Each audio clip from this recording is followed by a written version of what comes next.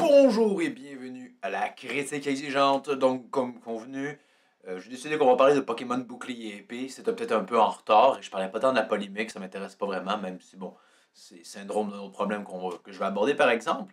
Mais c'est vraiment juste le fait que, bon, si, si vous avez regardé ma dernière vidéo à ce sujet-là, vous savez que, bon, j'étais hautement déçu, j'étais même en fait dans le déni par rapport à ce Pokémon-là, parce que ça avait l'air d'être de la merde. Et je n'ai pas joué au jeu, hein, je sais, honte sur moi de juger quelque chose sur lequel je n'ai pas pleinement essayé, mais j'ai regardé quand même des séquences de gameplay, etc. Et j'ai pas besoin d'avoir joué au jeu pour savoir. Je pense dire que bon, c'est pas la révolution à laquelle on a le droit. C'est encore le même foutu moule qu'on a depuis environ 20 ans. Et ça se vend. Ça se vend excessivement bien. Alors que je comprends vraiment pas. C'est sûr que bon, si t'es un joueur de Pokémon qui a pas joué depuis 10 ans et qui a envie de revenir vers la série, je peux peut-être comprendre, même si bon, tu vas avoir le sentiment que ça a pas tellement évolué depuis. Parce que, encore une fois, mon premier réflexe quand je vois Pokémon Bouclier Épée, c'est de me dire que, hey, la Nu 3DS en a sur le capot. Mais après coup, je me rappelle que c'est sur Switch et que donc ça n'a pas, ça n'a pas de sens. Que ce soit aussi, pas forcément dégueulasse, mais pas à ce point-là beau, je veux dire. La Switch est capable de livrer des jeux comme Breath of the Wild, Xenoblade Chronicle 2, Astral Chain. Même sur la Wii U, on avait Xenoblade Chronicle X. Et récemment, j'ai vu ce jeu indépendant, Ashen, qui évolue en mode ouvert. C'est pas comparable. Je veux dire, on dirait que Pokémon Bouclier Épée, c'est fait par une compagnie indépendante qui n'a pas de budget ni vraiment de talent. C'est juste le jeu du pauvre. On nous faisait croire que Pokémon Let's Go Pikachu ou Eevee, c'est comme attendez, hein, parce qu'on prend le temps et l'effort de faire un vrai nouveau jeu Pokémon. Ben, pas vraiment. Le monde ouvert il semble assez médiocre, hein. Je veux dire, c'est mort de chez mort, les textures sont pas incroyables. L'interaction avec les Pokémon, elle est pas folle. Je veux dire, j'ai fait l'erreur de tomber sur une capture d'écran d'une imagination par un fan de ce qu'aurait pu être, en fait, ce qu'aurait dû être, hein, ce nouveau Pokémon. Et ça fait mal. Ça fait mal de voir à quel point c'est graphiquement plus beau. T'as l'air de vivre dans un monde ouvert, un monde où les Pokémon sont en vie et non pas juste vont se promener bêtement sur un terrain assez mal modélisé. C'est juste... Oh mon dieu, à quel point c'est décevant. À quel point je peux pas croire que ça soit le prix d'un jeu AAA. Hein? Parce que Ashen, par exemple, hein, jeu indépendant, c'est pas un jeu AAA. Il ne coûte pas 80, encore une fois, hein, au merveilleux pays du Québec, 80 balles.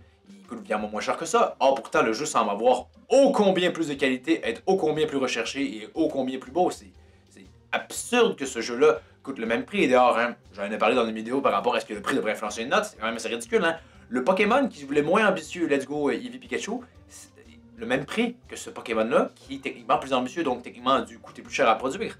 Mais c'est le même prix. C'est, encore une fois, une politique de tarification un peu stupide, je trouve, de la part de Nintendo, mais ça se vend. Ça se vend et c'est vraiment là, selon moi, le gros problème. C'est que malgré ces défauts-là, malgré peut-être la polémique au niveau du Pokédex, il n'y a rien qui semble indiquer qu'un prochain Pokémon va être plus révolutionnaire, qu'ils vont changer la formule, parce que la formule, elle fonctionne toujours, hein, comme on dit en anglais, and broken, don't fix it. Définitivement, ça fonctionne encore, donc Nintendo, pourquoi est-ce qu'il ferait l'effort de faire quelque chose d'innovateur?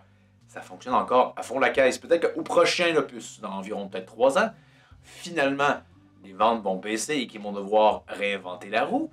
Donc, le prochain Pokémon révolutionnaire, c'est pas avant au moins 6 ans, certainement.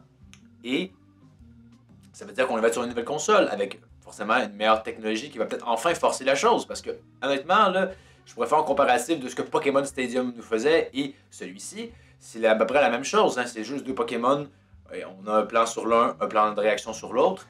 Et il n'y a pas de mouvement vraiment. Il faut juste se prendre des attaques.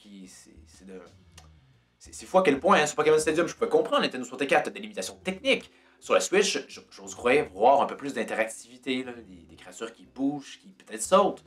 Mais c'est sûr que le gros problème, et ça s'est vu avec la polémique, c'est que Pokémon, comme je l'avais déjà dit dans ma dernière vidéo, je crois bien, confond le fait qu'ajouter des nouveaux Pokémon, ça fait le café, ça fait tout ce qu'il faut faire. Or, c'est pas vrai. Hein, on peut refaire le petit jeu hein, d'une génération à une autre. Hein. Ça, c'est PG 1, c'est PG 2, c'est PG 3, c'est PG 4. Et je sais même pas s'il y a un PG 5 à un moment donné, ou oui, c'est juste l'équivalent de PG d'une génération à une autre. Ça ne change pas fondamentalement la façon de jouer. Hein. Il va y avoir 3 foutues évolutions. Et c'est juste l'équivalent de PG. C'est pas vraiment nouveau en tant que tel. Et c'est ça le problème. La série n'évolue pas tant en termes de gameplay. On fait juste acheter de nouveaux Pokémon. Et l'enjeu que ça pose, c'est qu'au final, il faudrait regarder c'est quoi la tâche d'un développeur, mais probablement, au moins j'en suis presque sûr, 30% de la tâche de développement est juste dédiée à faire la modélisation de tous ces foutus Pokémon-là. Parce qu'on est rendu à combien, là? 1000 finalement? Est-ce qu'on a franchi ce bar symbolique? Ah, ça n'ajoute pas vraiment de gameplay, et en plus, c'est des Pokémon qui sont de la redite d'anciens, donc qui sont vraiment... qui font rien, à part peut-être avoir finalement des meilleures stats. Mais pour le joueur lambda, c'est pas si important que ça. Et au final, c'est juste brisqueur. Encore une fois, on peut le voir peut-être avec aussi un parallèle avec Marvel. Le consommateur est un con. J'exclus ceux qui n'ont pas acheté et ceux qui l'ont acheté et qui aimé. Faites-moi en part dans les commentaires. Je veux vraiment savoir pourquoi est-ce que vous kiffez ce Pokémon-là alors que la série évolue pas depuis ô combien de temps. Mais c'est vraiment dommage de voir que à cause de ça, on n'a pas la révolution tant entendue. Hein? Breath of the Wild, c'était un vent de fraîcheur pour la série Zelda. Très bien. Mais Pokémon, ça marche trop bien pour que ça puisse avoir osé. Or, il serait à peu près temps que la série ose. En tant que telle, c'est pas si grave. Je m'en vais juste vers d'autres RPG qui ont un peu plus d'ambition ou qui veulent un peu plus sortir des conventions. Ou au moins avoir quelque chose de novateur à ce niveau-là. Donc, vous, avez-vous acheté, oui ou non, Pokémon Bouclier Épée? Encore une fois, je rappelle, si vous l'avez acheté et que vous aimez, dites-moi pourquoi, vraiment, ça m'intrigue. Qu'est-ce qui fait en sorte qu'après 20 ans, vous avez encore envie de revenir vers à peu près la même chose, hein? Dans une aventure de 8 champions d'arène, tu vas voir ton espèce de rival, etc. En ce sens-là, le seul Pokémon, si je dis pas de bêtises, il y a peut-être Sun and Moon qui est un peu différent de ce que je sais dans la conception. C'était or et argent, hein, parce que tu avais 16 badges. C'était vraiment la bonne suite, une excellente suite. Après coup, on est juste retombé encore et encore dans ce même moule lourdingue qui, en plus, fait qu'en sorte que si l'histoire ne change pas, le gameplay ne change pas, la seule chose qui changeait vraiment, c'est quelques ajouts mineurs ici et là et des nouveaux Pokémon qui, au final, pour certains, écoute, c'était pas si novateur que ça. Donc, merci d'avoir regardé. Pour la prochaine vidéo, je ne suis pas sûr, peut-être le chapitre 54, 55 de Dragon Ball Super, peut-être bien. Également, par rapport à ce fameux film, la suite de The Last Jedi, Rise of Skywalker, comme j'avais prévenu, je vais faire probablement une critique du film, peut-être pas tout de suite, parce que j'ai pas envie de participer à cette espèce de buzz-là autour du film. Ce film-là doit, j'espère, échouer. Enfin, qu'on apprenne que, oui, s'il vous plaît, faites des efforts au niveau de la scénarisation, surtout pour des choses sacrées comme Star Wars. Donc, à voir aussi durant le mois de décembre. Donc, peut-être bien la review de Dragon Ball Super. Cette vidéo-là, aussi peut-être à la défense de la Ligue des Justiciers, le film, comme j'en ai déjà parlé.